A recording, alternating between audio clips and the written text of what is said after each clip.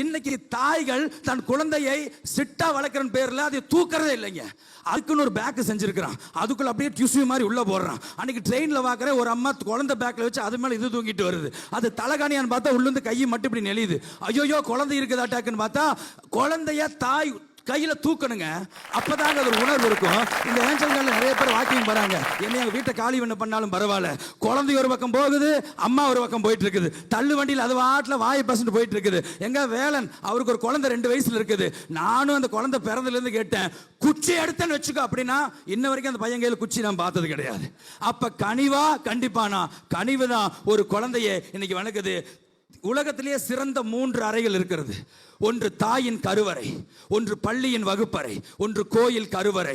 இந்த கோயில் கருவறையை இருக்கிற பக்தியை விட தாயின் கருவறை உனக்கு கனிவு இருந்தனால தான் உன்னை ஆளாக்கி கொண்டிருக்கிறது. பள்ளியின் கருவறை கனிவு இருக்கிறனால மட்டும்தான் உன்னை ஆளாக்கி சமுதாயத்தில் வைத்திருக்கிறதே என்றால் இந்த 3 கருவறைகளும் உனக்கு கனிவைத்தான் தந்ததுடைய. ஆனா நீங்க தான் சாமி கண்ணை குத்தும், சாமி பள்ள குத்தும், சாமி நெஞ்ச குத்துன்னு சொல்லி கொடுத்து பச்சில குழந்தைகள் மனசுல நஞ்சை வளர்த்த இந்த பிராதகர்களுக்கு சமுதாயம் என்ன தண்டனை கொடுத்தாலும் பரவாயில்ல, நடுவர் அவர்களுக்கு துணை போகக்கூடாது.